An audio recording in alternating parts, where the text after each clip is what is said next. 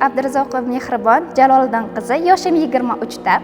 Jizzax viloyati Sharof Rashidov tumani 8-sonli bolalar musiqa san'at maktabining fortepiano o'qituvchisiman. 2025-yil Zulfiyaxonim davlat mukofoti sovrindoriman.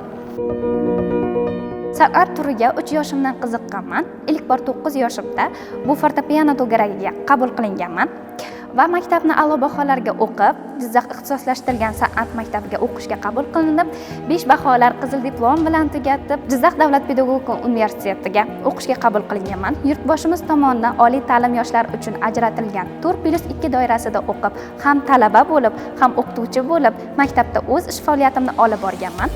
Hozirda 3 yildan beri bu faoliyatda ishlab kelaman.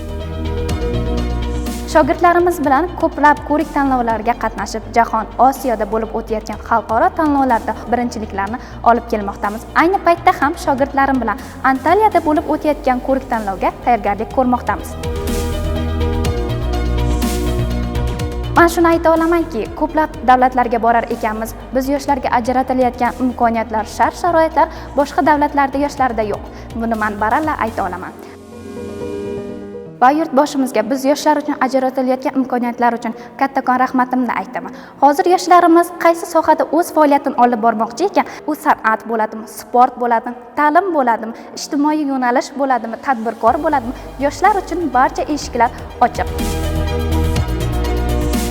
Yaqinlashib kelayotgan 30-iyun yoshlar kuni bilan barcha yoshlarni, tengqurlarimni bayram bilan chin qalbimdan muborakbod etaman.